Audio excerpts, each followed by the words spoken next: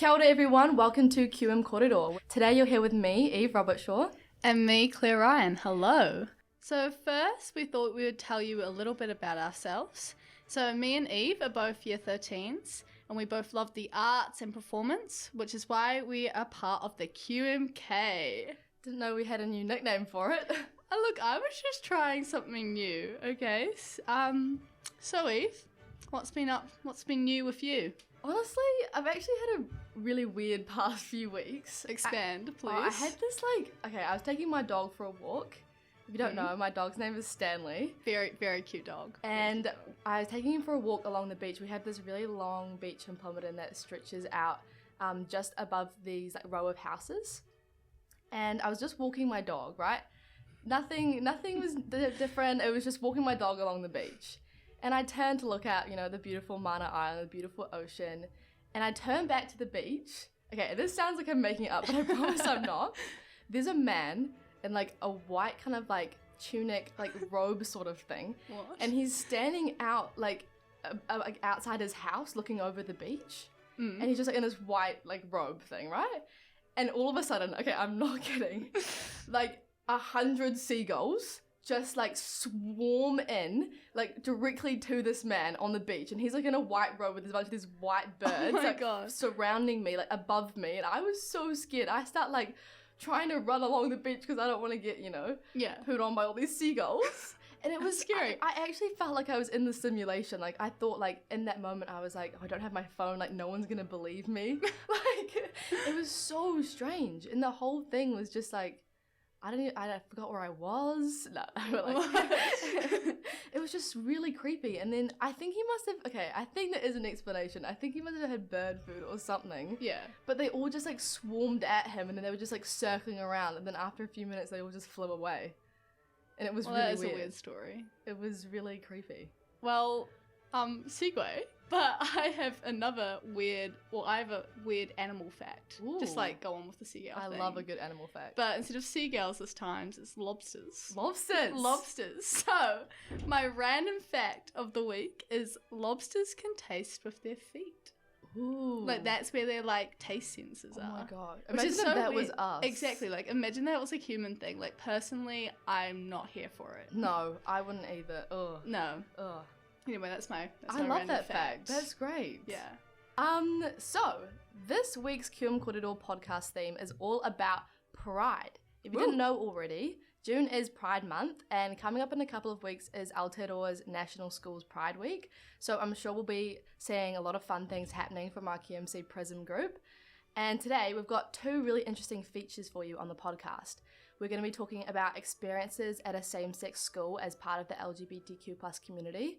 And we'll also have another feature on rainbow capitalism. And how is this a problem in 2023? What's been going on? That kind of thing. Statistics are showing that 1 in 5 Gen Zs identify with the LGBT community. Here at QMC, we can only benefit from learning and understanding them more, which is why I've interviewed a select few to gain more insight on their ways of life. I'm here with Yara. I'm here with Adeline. My name's Natalia. Taima. Phoenix. From what year are you in? 12. I'm in year 10. 8. 12. 8. Why did you choose this lifestyle? I genuinely don't think it's a choice. I think people just have different lifestyles depending on how they grow up. Which lifestyle? I don't think this is a choice. I did not choose it. Care to expand? I have many. I just am the way I am. So, is it a choice? No, it is not a choice. You'd have to specify which one. Because it is not a choice. It's who people are. Yes. Growing up in New Zealand, how did you find the culture responded to the queer identity? Personally, I haven't faced a lot of adversity, I guess. I know other people have, but at least my immediate family have been really supportive. I didn't grow up in New Zealand for most of my life. I moved here in year 10. I don't really know. I don't think there was anything too negative about it in general. I think Wellington is reasonably accepting about most things and quite open about it. Well, the culture of New Zealand is like really supportive, which is really great because I've grown up here and it means that I haven't grown up to be homophobic myself. But I know there are definitely people in New Zealand who are not as accepting as a lot of the people I've met. In Wellington, it's good, it's fine. Back in like Tauranga, it's not. It's a little bit homophobic, but What changes would you like to see regarding queer students in New Zealand schools? I guess, like, I don't know, for the people who have faced adversity, more, like, awareness and more support. It depends on the school. I think here, this school specifically, I think some people make like an effort to be good, and I think that's very good, but I think maybe more like inclusivity in the wording and stuff, which I know can't happen necessarily because we're at an all-girls school, but, you know, it would be nice. Maybe changing some of the terms that have been used, because there are definitely trans students at our school and trans students at quote-unquote all boys schools that identify as the opposite gender or identify as non-binary. So using more gender-neutral terms in those would be better. I think QMC already has it, just a general club or like a safe space for students to be able to go if they need it. If other schools have those set up, that would be great, just so kids have somewhere to be in case they don't have a safe space at home to go to. Cool. That's awesome. Thanks for talking with me today. Well, there you have it. Some fascinating input from the LGBT plus students at QMC. To find out more regarding LGBT students, visit Rainbow Youth or the Trevor Project for further insight. Big thanks to the Prison Club for letting me interview. You guys were delightful. These friendly faces meet every Friday, typically in WA if you care to join them. That's all from me today. Back to the hosts. Thank you so much. That was really cool to hear from the voices of our school and about their experiences. Right, heading straight on into the next feature. Hey everyone! For this next feature, we're going to be having a little discussion on rainbow capitalism. So, what is rainbow capitalism? Recently, we've seen more like companies who stop actually using the rainbow flag and like in their logos and stuff, because a lot of people are upset because they think that it's performative activism, and those companies do not actually care about, like the treatment of gay people, which is like pretty bad in a lot of places in the world. Yeah, it's kind of funny seeing like McDonald's go, yes, I think you should exist. It's like, yeah, I'm gonna exist anyway. Thanks for that. That was great, guys. Yeah, thanks for the validation, McDonald's. It means a lot. Yeah. Is McDonald's validating people? Let's see, actually. Ooh. Some I research. feel like nowadays, like, Guys, I've found McDonald's created rainbow fry boxes for Pride Month, and they're amazing. I'll be the judge of that. That sounds super That's relevant. really Yeah. I did not know about this.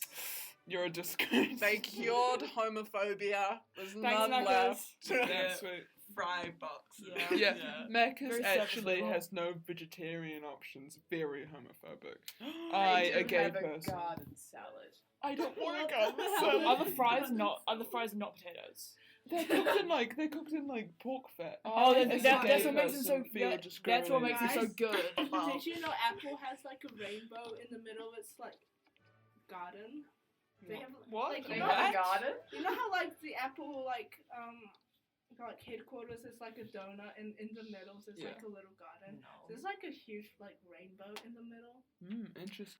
Oh, what the heck does Apple have to do with gay people?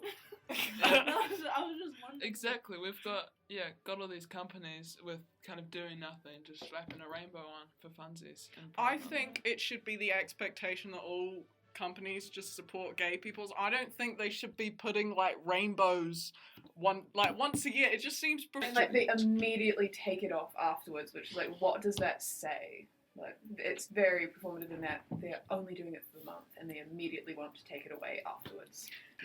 I'd also like question whether this can be reflected in like school scenarios or like even governmental scenarios where they only recognize like LGBT issues for like this 1 month. That's so weird. Like, or 1 week in our case, I guess. That's so weird. And also I feel like it's not just an issue with like Pride Week as well, it's an issue with all of the weeks, which lots of businesses will still they'll still use other weeks, other kind of celebrations of different groups and different minorities as more, again, areas to retain profit from. So I think it's an all-round issue which we should be celebrating all of these things year-round and not just focus on them for a singular week then forget about them for the rest. And then we've got all these companies who just slap on that Pride logo, and they actually are doing things that are detrimental to the queer community. Yeah, like Disney and Chick-fil-A. Yeah. Chick-fil-A actually is cooking gay people. What didn't Chick-fil-A do? Didn't Chick-fil-A like supported a lot of like this really homophobic company and also like conversion therapy, yeah, which is a little they were bad. converting them into chicken.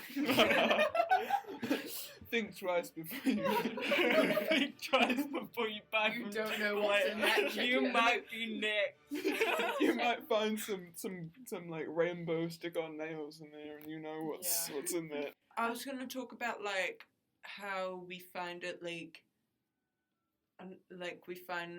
we see companies have been such big allies just for slapping a rainbow or something or changing their like profile picture, but really it does absolutely nothing for them. And then companies that don't like put any do any rainbow capitalism, they like are seen as being homophobic because they're not supporting. Yeah, so you'll never it's like there's no way to win. Yeah. Like unless you actually like the only way you can do it right is by doing it right and actually like having the support that carries on through the year. You need to keep like the things you're making consistent, like continuing to do it all year round and donating profits off it. Thank you so much for tuning in with QMKorero. Make sure to follow us up at QMKorero at Instagram.